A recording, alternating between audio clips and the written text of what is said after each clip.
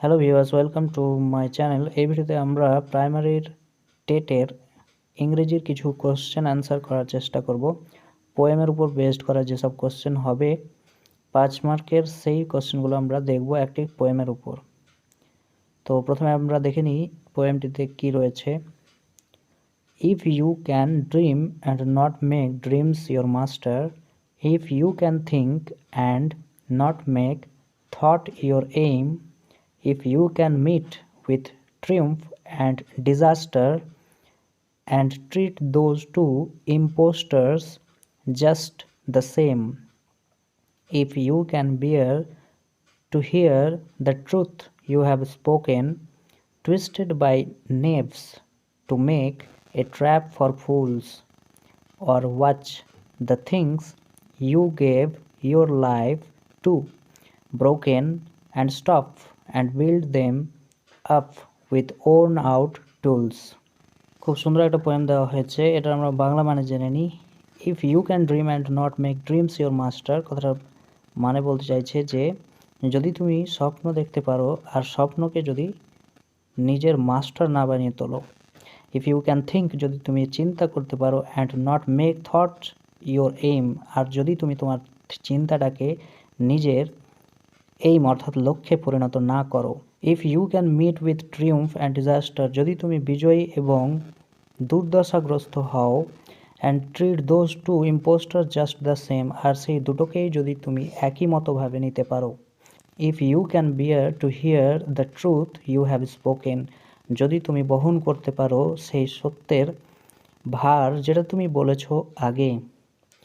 Twisted by knaves to make a trap for fools, যে সত্যটাকে দুমড়ে মুচড়ে ফেলা হয়েছে কিছু প্রতারকের দ্বারা তাদের মতে কিছু মূর্খ লোকেদেরকে ধরার জন্য। Or watch the things you gave your life to, অথবা তুমি দেখো তোমার জিনিসগুলো, যে জিনিসগুলোর ওপর তুমি তোমার জীবনটাকে উৎসর্গ করেছো, ব্রোকেন ভাঙা অবস্থায়, and stop and build them up with worn out tools, এবং থেমে যাও এবং আবার গঠন করতে শুরু করো তাদেরকে উইথ ওর্ন আউট টুলস, অর্থাৎ ক্ষয়ে যাওয়া যন্ত্রের সাহায্যে। তাহলে এই হচ্ছে আমাদের বাংলা মানে খানিকটা।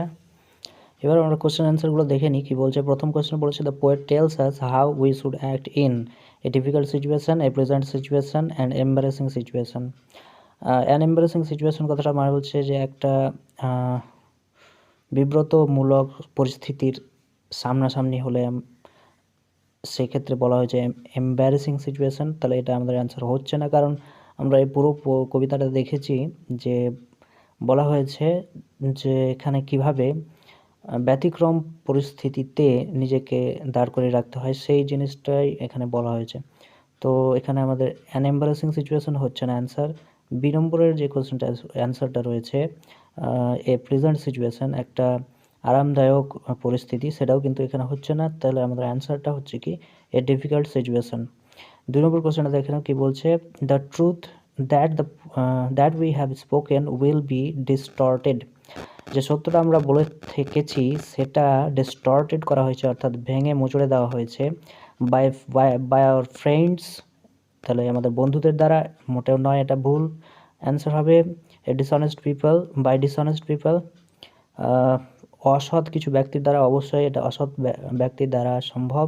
যেটা এখানে বলা হয়েছে টুইস্টেড বাই নেভস, নেভস কথাটার মানে হচ্ছে অসৎ ব্যক্তি, বা আমরা বলতে পারি প্রতারক। তো এই ক্ষেত্রে আমাদের অ্যান্সার হবে বাই ডিসঅনেস্ট পিপল। 3 নম্বর কোশ্চেনটা দেখে কি বলছে, according to the poet seeing the disaster we should not loses hour heart, we should B encouraged, we should be frustrated. এখানে প্রথম যে অ্যান্সারটা রয়েছে we should not loses hour heart, এখানে আমাদের মন ভেঙে দেওয়ার কোনো কারণ নেই, বা মন ভেঙে যাওয়ার কোনো উচিত নয়, এই ক্ষেত্রে এটা অ্যান্সার হচ্ছে না। 2 নম্বর উই শুড বি এনকারেজড, আমরা উৎসাহিত হব যদি আমরা ডিজাস্টারের সম্মুখীন হই, এটাও আমাদের অ্যান্সার হচ্ছে না। 3 নম্বর বলেছে উই শুড বি ফ্রাস্ট্রেটেড, আমাদেরকে ফ্রাস্ট্রেটেড হয়ে যাওয়া উচিত, অর্থাৎ যদি আমরা ডিজাস্টারের সামনাসামনি হই বারবার, তাহলে আমরা ফ্রাস্ট্রেটেড হয়ে যাই, এটাই সাধারণত ঘটে।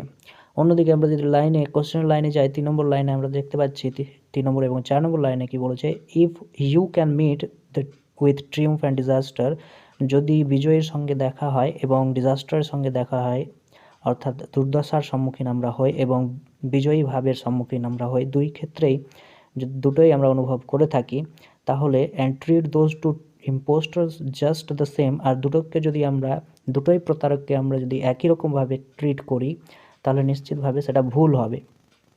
কারণ পোয়েমটা এইভাবে লেখা হয়েছে, প্রথম লাইন, প্রত্যেকটা লাইনে দুটো করে থট এর মধ্যে বিপরীত ভাবটাকে বোঝানো হয়েছে। তো এক্ষেত্রে ট্রিউম্ফ এবং ডিজাস্টার, যদি আমরা বিজয়ী ভাবটাকেও একই রকমভাবে দেখি এবং ডিজাস্টারের অর্থাৎ দুর্দশার ভাবটাকেও একই রকমভাবে দেখি, তাহলে সেটা নিশ্চিতভাবেই ঠিক হবে না। ওই জন্য এখানে বলা হয়েছে যে একই রকম, জাস্ট দ্য সেম, এটা যদি করি তাহলে এটা ভুল হবে। তো নিশ্চিতভাবে আমাদের অ্যান্সার হবে উই শুড বি ফ্রাস্ট্রেটেড, অর্থাৎ ডিজাস্টার অর্থাৎ দুর্দশার সম্মুখীন হলে আমরা নিশ্চিতভাবে ফ্রাস্ট্রেটেড হয়ে যাই। তো এই ক্ষেত্রে আমাদের অ্যান্সার হবে we should be frustrated. 4 number কোশ্চেনটা দেখে কি বলছে, the word impostor means one who cheers up the hearts, cheers up our hearts, B number one who deceives, one who is greedy. এখানে বি নম্বরে যে অ্যান্সারটা দেওয়া হয়েছে ওয়ান হু ডিসিভস, ডিসিভস কথাটার মানে প্রতারণা করা। তো এই ক্ষেত্রে যে প্রতারণা করে তাদেরকে আমরা বলি ইম্পোস্টার, অর্থাৎ প্রতারক।